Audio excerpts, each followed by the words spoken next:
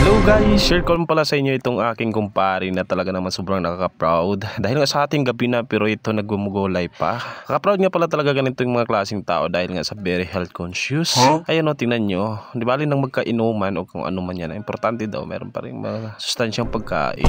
Katunayan nga dumayo pa yan dito sa amin upang maipatikin nito sa amin ang kanyang sikretong recipe.